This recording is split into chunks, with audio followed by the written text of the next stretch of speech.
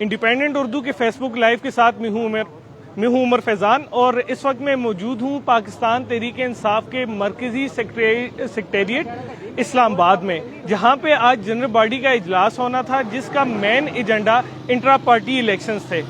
उस इजलास से पहले इस्लामाबाद पुलिस ने पीटीआई के सेंट्रल सेक्रेटेरिएट के दोनों दाखिली रास्तों को ब्लॉक कर दिया है और उसके बाद से यहाँ पे